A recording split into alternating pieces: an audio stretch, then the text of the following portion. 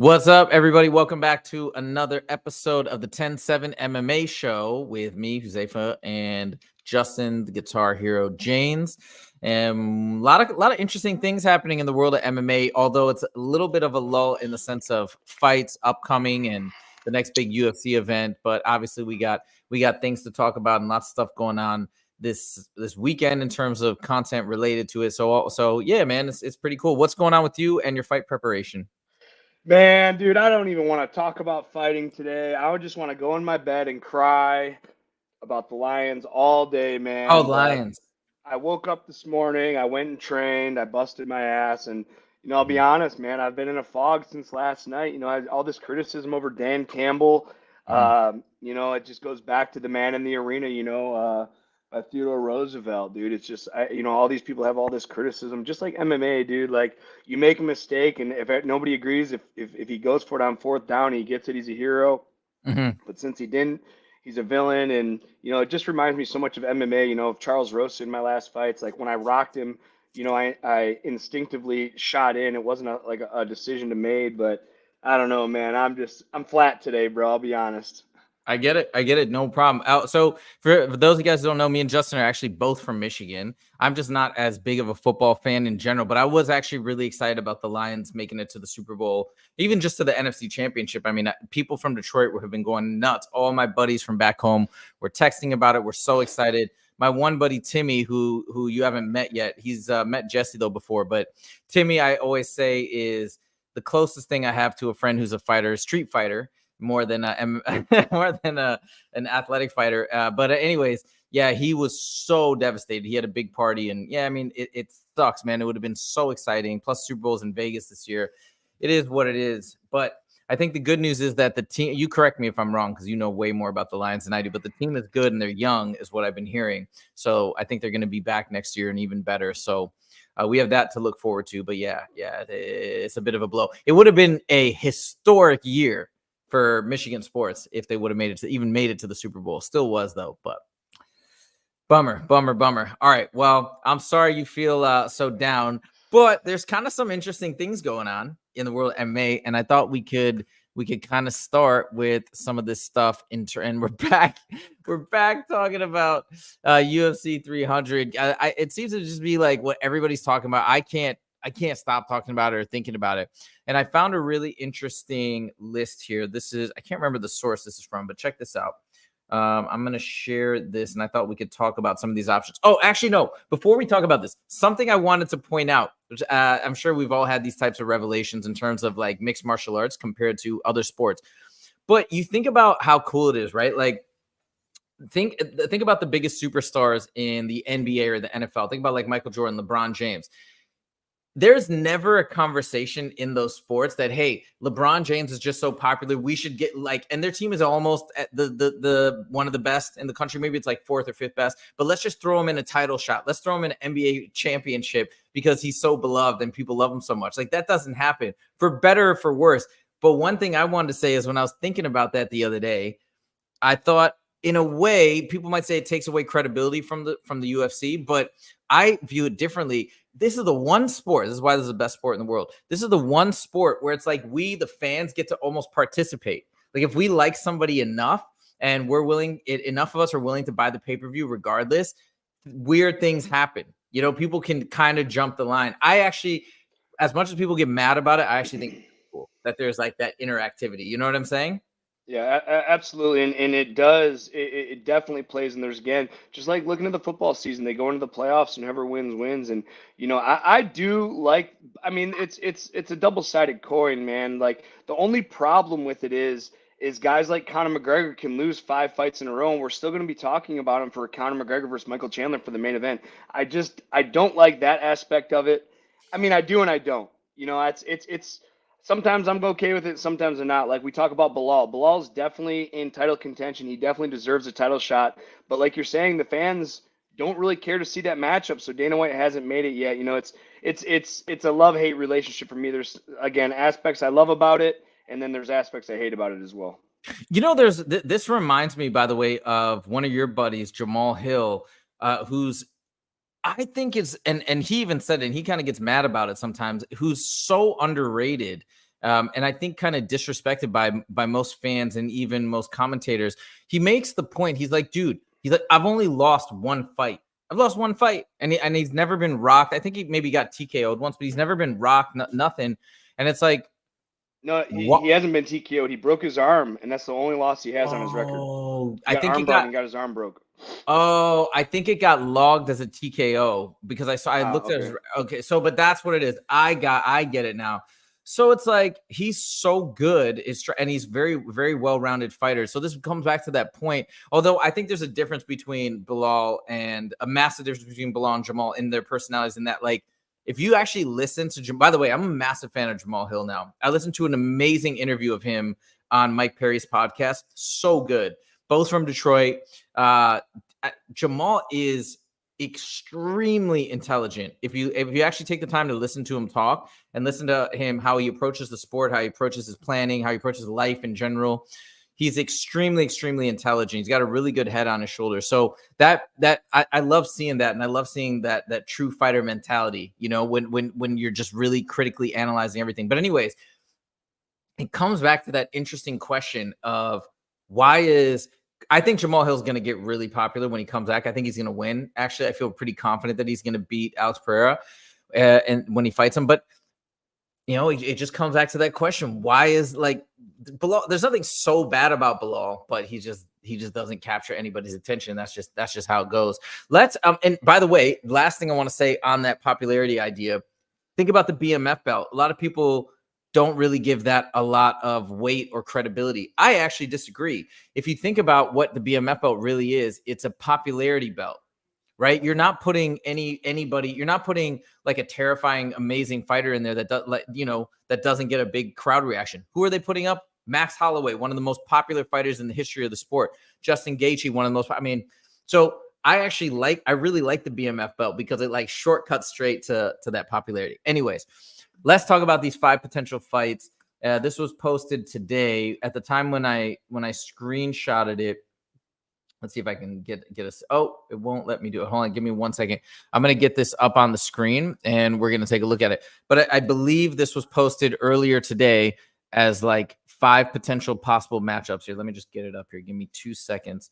And I want to get your thoughts and hear everybody else's. By the way, everybody who's on here right now, thank you guys so much. As I've mentioned many times, we're building out the audience. We're building out the show. We're doing as much as we can. We got a bunch of shorts. We do encourage you to subscribe if you haven't done so yet, and definitely like the video if you do like what you see. We really appreciate it. We're having a lot of fun. Okay, so here is the list. We've got these 5 potential main events. So I want to talk through all of them. So number 1, that's what most people seem to say, hey, this is what we think is going to happen. Dricus versus Israel. I think I made a pretty compelling case though yesterday, right? Or Friday for Dricus rematch versus Sean Strickland, right? Strickland, yes. Yeah. But that seems to be the front runner, at least up behind the scenes. And then we still have Conor McGregor and Michael Chandler in the mix, which you were just talking about a second ago. I feel like it's gonna be Conor. I still think that's what's going to happen. I think that his whole announcement of International Fight Week made 0 sense. His movie comes out like a month before the card. I don't know. I mean, what do you think? I mean, it's probably going to happen, and I'm going to watch it, and you're going to watch it, and everyone's going to watch it. I just don't think it's deserving. I mean, if you talk about pay-per-view numbers and popularity, it's a deserving fight. But like again, man, it's like you're talking about UFC 300. You're talking about one of the biggest events in the company's history, and to headline a guy that's lost like 4 or 5 fights in a row. I mean, again, as a popularity contest, obviously Conor McGregor is one of the most popular UFC fighters of all time, and he always will be. But again, like, I don't know, man. And he's done enough in the sport, I guess, for his clout and this and that. But again, this guy's lost 5 fights in a row. What I would have liked to see the UFC do is bring him in early, get him a tune-up fight somebody. Fuck, I saw a joke that it was like Dennis Seaver versus Conor McGregor too. Like just anything to get him a win, get back in the win column, and then he can have an argument for this, and everyone will be like, oh well, it was a shitty opponent, it was a tune-up fight. It doesn't matter. He got back in the win column, and right now he just hasn't. He's coming off has he fought since his leg break? No, he is not. I mean, so who knows how he's going to perform? Is he going to be more hesitant? It's Yeah, I mean, it just might be he might get blown out by Chandler. Chandler might put in an incredible pace on him and then finish him. Now he's lost 6 fights in a row, and then what? Then what good is Conor McGregor anymore? You know, I will tune in to watch it. I wouldn't be thrilled to have him at the main event, and I don't think a lot of people would be. I think a lot of Fairweather fans would love this matchup, but as a fighter, as a guy that's been a part of the business, I just don't think he's earned his stripes for this fight. Okay, I agree. I actually agree with you.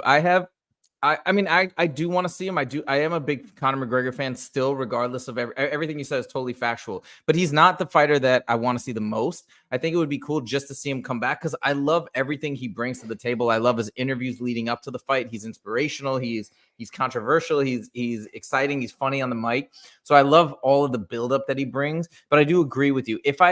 The fight that's most exciting to me is a Sean Strickland versus Dricus Du Plessis rematch, which didn't make this list, but I still feel like that's in the cards. I feel like that's why nothing was announced last week. When it comes to the rest of these fights, like Pereira versus Israel Adesanya 3, Leon versus Bilal, I don't know if that Conor versus Nate Diaz is even a realistic possibility. But of the ones that are listed up here, what do you want to see most?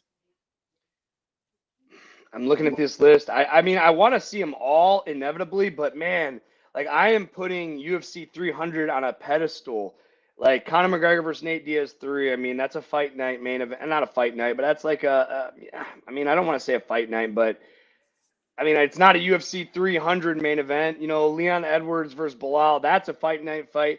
Alex Pereira versus Adesanya 3, I don't think it's going to happen because Pereira's going up a weight class. Scratch that one off. Conor McGregor, yeah, I want to see that fight, but not at UFC 300. Dricus versus Adesanya, again, not a fight that I care to see at 300. Like you're saying, I'd rather see Dricus and Strickland, man. I'd rather see Leon Edwards versus, what's his name? Islam Makhachev. Like, that would be an incredible fight, man, and I'm not going to count that one out because we're talking about, again, the #1 pound-for-pound fighter. I really want UFC 300 to entail a monumental chance of something, you know, history being broke. We're talking about the #1 pound-for-pound fighter going up and fighting Leon Edwards, who's smoking hot right now, who just beat Colby Covington, who on paper is a better wrestler than Islam.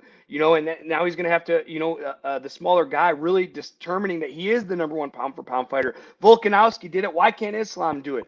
Send Islam up to 170, make it the main event, and I think that would just be an incredible fight. I don't think that'll happen before Bilal gets his shot, but that's the fight I want to see. Honestly, none of these fights on this list really jump out at me. There's like, oh, that's the one I want to see on 300.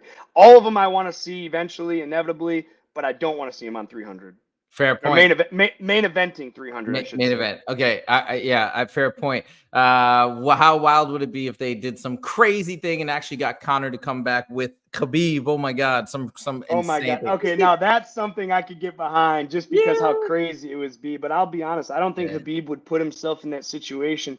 This guy's a straight shooter. He doesn't like the trash talk. He doesn't like his family being talked about. He doesn't like his religion being talked about. He doesn't like, you know, his manager being talked about. You know, I don't think there's any chance in hell that Khabib would fight Conor again just to put him through that emotional trauma that he just doesn't care to do. He's a sportsman. He shows out. He wants to, you know, be polite. He wants to be humble, and he just definitely doesn't like it. I mean, he stamped Conor McGregor anyways, man. I don't think Conor has anything for him. I think it'd be the same fight anyways. But as a fan, I would love to see that fight. Yeah, for sure. Just throwing us out there, Western Mass Climber, we appreciate your comments as always. He did throw out there, he disagrees with you, and he thinks that would be a great main event, a way to end the era. I mean, I can see that actually being a way to end the era, but like, I think where Justin's coming from, because I kind of feel the same way, is for the main event, I'd love to see something bigger on the line. It feels like there's such big stars and it'd be cool. It just feels like what's on the line. I don't know. And so that takes a little bit away from it. You know, but we appreciate your feedback and you know, that's a cool take. All right. We're going to move on to this next topic, which I saw a video today and I'm going to share it here right now. So let's stop sharing and we're going to throw it back up here. Let me get it primed up. But I saw a video of Tony Ferguson kind of talking about all sorts of things. One of those things that he talked about is, of course, him saying he's not planning to retire. And F you to anybody who wants him to retire. So let me just play a little bit of this. When will be my next fight? Well, as soon as I get done rehabbing. So I'm rushing the rehab, but I'm being really smart about it. I remember Doc said about maybe a month and a quarter month and a half for my arm. No. And I'm almost there, probably around like 90%, 89 and a half, 89 and 3/4, maybe a quarter to 90. And for my knee, not bad. I still can't take a lot of compression right now. Come here now. Okay, so that's just a little clip. This is actually a 10-minute long video. I thought it was kind of interesting. What are your thoughts right off the bat? What he's talking about, recovering from the knee injury, the shoulder, I think the arm surgery, etc. Why not have another? Dude, as an old school UFC vet that I am, that Tony is, man, this guy is a fucking legend. And that's the thing. I love when guys, fans especially, talk about when a guy should retire. And again, we go back to my favorite saying that I like to say to fans: shut the fuck up, man. We're talking about Theodore Roosevelt, man in the arena style, man. Let this guy do what he wants. It's his life. He's a fighter. He's a dog. He's tougher than 99.9 repeating percent of the world out there. He's fighting the best fighters in the world. Yeah, he's lost he's lost like a bunch. How many fights has he lost in a row? 7 fights, I think. 7 fights. I mean, it's again, man, I don't know, how long his stint's going to be in the UFC anymore. You look at someone like Sean Alvey. I think he had 6 losses in the UFC before he got cut. I don't know if Dana's going to cut him or not. But I mean, when does the UFC look at cutting Tony Ferguson? As for retiring, it doesn't matter if he's in a regional show, if he's in the PFL, if he's in the UFC. I'm toning in to watch. Sorry, I just drank and I'm burping up here. Oh, good. I'm a Tony Ferguson fan, man. I'm gonna watch this guy in the PFL. I'm gonna watch this guy in ONE. I'm gonna watch him in the UFC. I'm gonna watch him wherever he goes. I don't think his retirement should be talked about. I think where he's going to go after and when the UFC cuts him. Because if he goes up to 170 under the UFC banner and loses at 170, now Dana White, Mick Maynard, and Sean Shelby have to start making decisions about where they're going to go with this career. As for retiring, if Tony feels good, hey, dude, I'm a ride or die. Me and Tony talk on Instagram, man. This guy is, like I said, we're talking about a class act, man. I'm a ride or die with Tony. I don't care what organization he's in. I will ride with him until he decides it's time for him to retire. You actually make a really good point, and I would too as well, no matter what organization you go to. And let's say he does lose this next fight, I would be constantly tuning in because I just want him to win. So he goes to the PFL, he goes to ONE, wherever. I'm going to watch that fight, and I'll buy that pay-per-view even though I normally wouldn't if he's just one of the fighters on the card. So actually, yeah, the more you mention it, he's so beloved that, yeah, he can keep generating money with or without the UFC. And keep in mind, the PFL is growing, bro. Like, dude, I mean, we're getting the PFL guys come in. These guys they can compete with the guys in the UFC. A lot of UFC guys are coming over, including former champions of the UFC. They're coming over to the PFL and they're losing. Anthony Pettis didn't even make the playoffs last year. I'm tired of people talking about like this is a B league. The competition and the things the PFL is doing, their format for the playoffs is awesome. I fucking love it. There's no popularity there's no popularity contest like they'd have in the UFC. Anthony Pettis didn't make it. Clay Collard beat Anthony Pettis. Do you know who Clay Collard is? No. Yeah, of course you don't, because he's in the PFL. He fucking slapped around Anthony Pettis. Rory McDonald, I don't think he made it to playoffs. We're talking about one of the best welterweights to come through the UFC. Gave a great fight with he fought George St. Pierre, I believe, at one point. He fought Roy McDonald fought. Man, why am I? You know what I'm talking about? It's one of the greatest fights of all time. Who am I thinking? Bald guy, old school. Jesus, how can we not? Oh, Western Mass Climber, come through and help me out here. Like Rory McDonald versus Ben Askren had him in the headlock and it got stopped. Why can I not? Robbie Lawler. Robbie Lawler, one of the greatest fights of all time, goes to the PFL and gets beaten up. Man, like Tony Ferguson. If he got cut from the UFC, the PFL would pick him up just because of his following. And I tell you what, I'd love to see that guy get in the playoff and make $1 million. Love it. Love it. All right.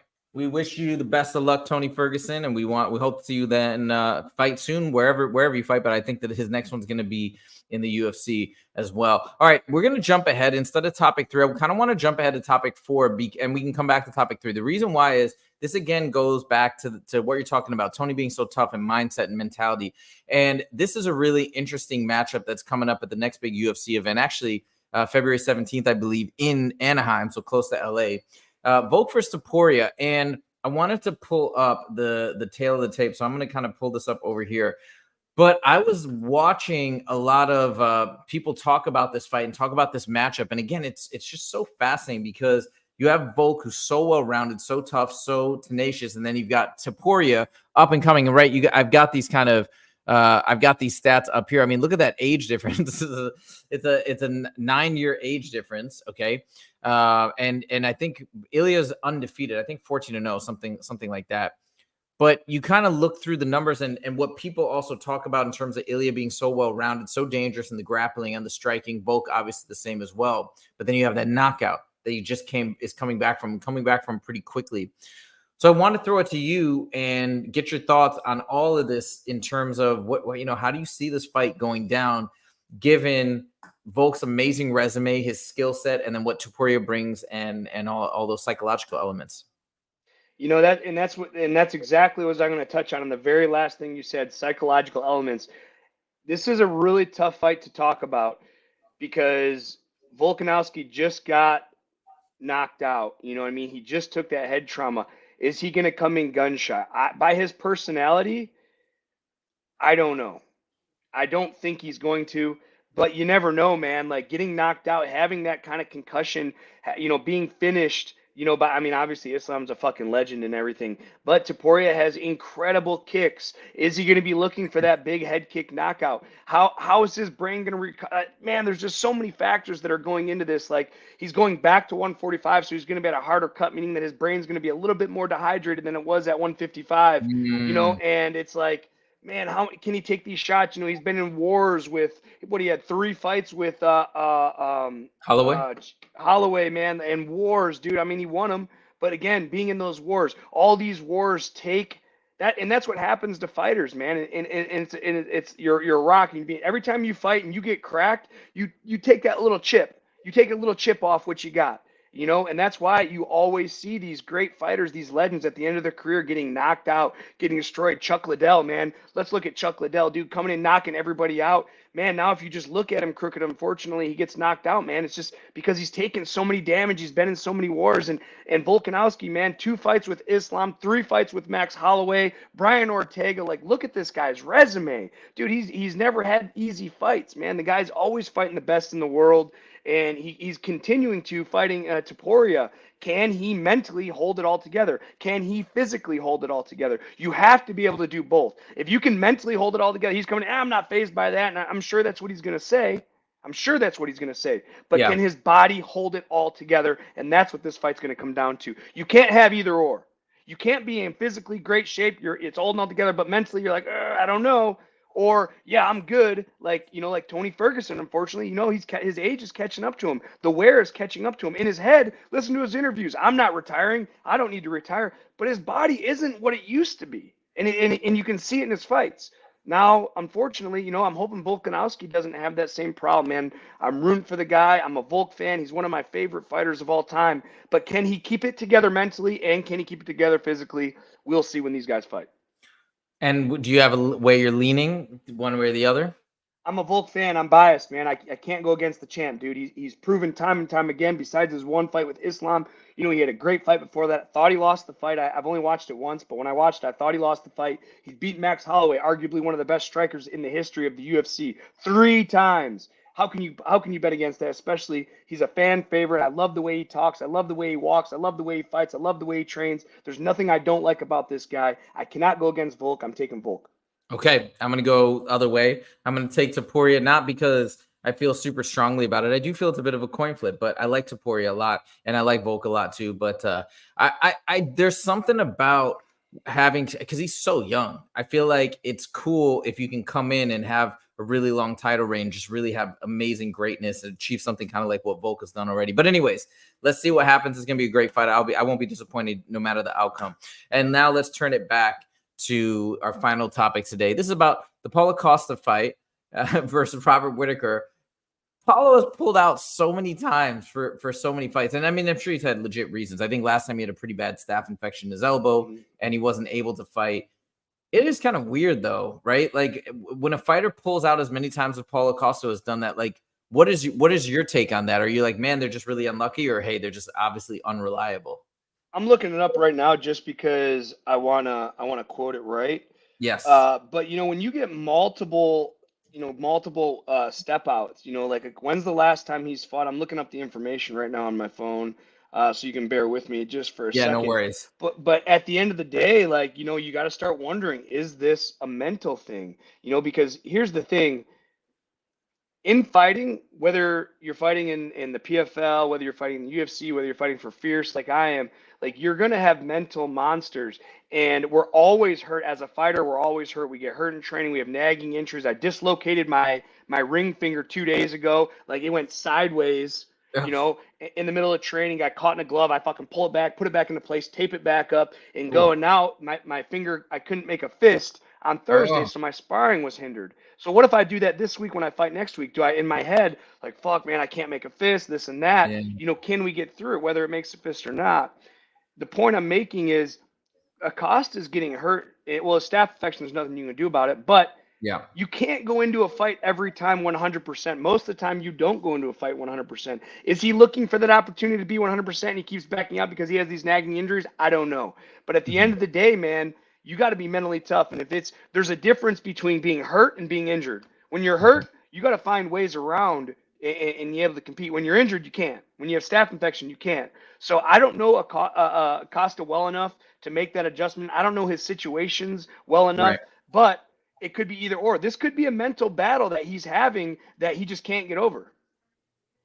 Got you. And then does that factor into who you would pick to win this, or are you already leaning a particular way? Well, man, being a Robert Whittaker fan, man, again, one of those guys, a fucking dog, dude. He's always fought the best in the world. But with that being said, fighting the best in the world consistently, just like we're talking about, he has a lot of wear. Paulo Costa, on the other hand, has a less damage, because he's pulling out so much. He's not competing as much, Yeah. so he has less damage in a sense. So I don't know, man. Right. I want to take the old school vet. I want Whittaker to get in there and mentally break Costa. And I'm leaning towards Whittaker in this because he's going to be mentally stronger. Paulo Costa, if he is mentally weak, from nagging injuries, he'll quit in a fight. If he's quitting before the fight essentially. And again, I don't know the exact reasons for his pullouts, but he could be quitting. He could be quitting on himself mentally before these fights even start. So if Whittaker can put him in a bad spot and apply a lot of pressure, we can test the mental fortitude of Paulo Costa.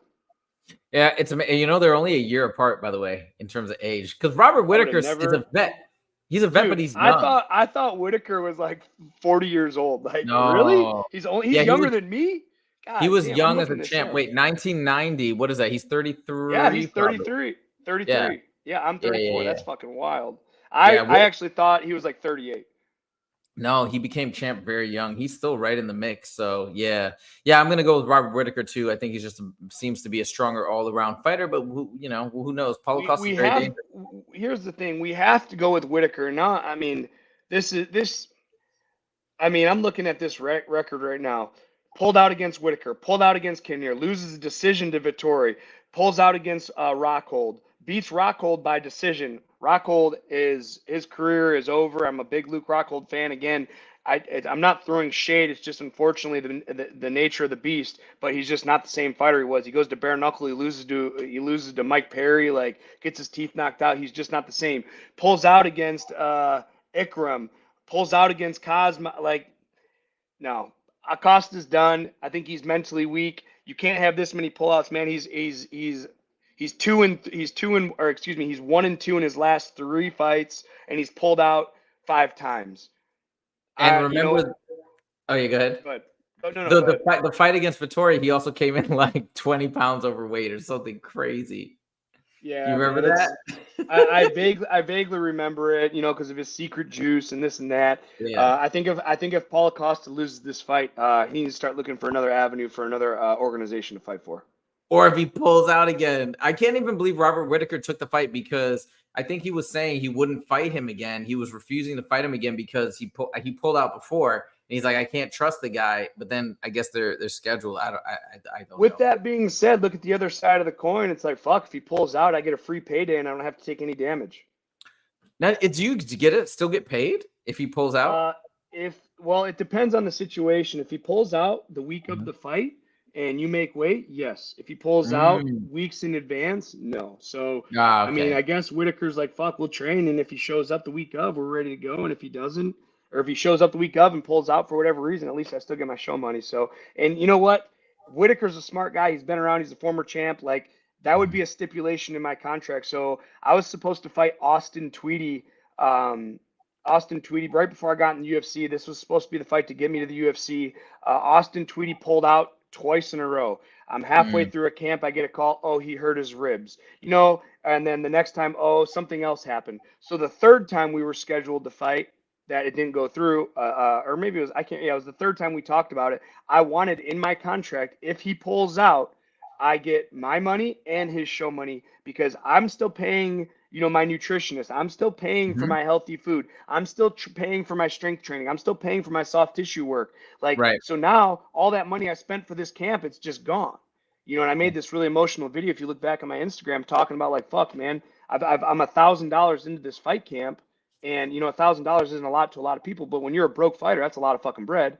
You know, and I didn't get anything back from it. So my stipulation was, if I fight Austin Tweedy again, I get paid, whether I don't care if the promotion pays me or it comes out of his pocket, but that was a stipulation, and I'd expect Robert Whittaker to do something similar going into this fight. I bet you. Yeah, I bet you. And I bet you the UFC would be totally on board. Like, okay, if you're going to do it, you need to be covered. That makes total sense. Well, it's an exciting fight. And that the entire 298 card is actually very exciting. There's other things like Ian Gary's going to be on there against Jeff Neal. We talked about the title fight. It's a great card, actually. Bummed I won't be in LA and be able to make it. I'll be in North Carolina, but I will be watching from North Carolina. So that's going to be really fun.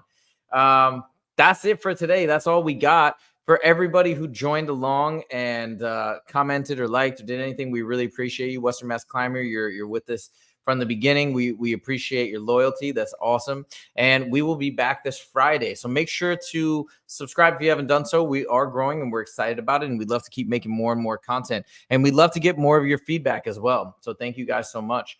And that is it. We'll see you this Friday. Have an amazing week. And we'll see you in the next video. Take it easy.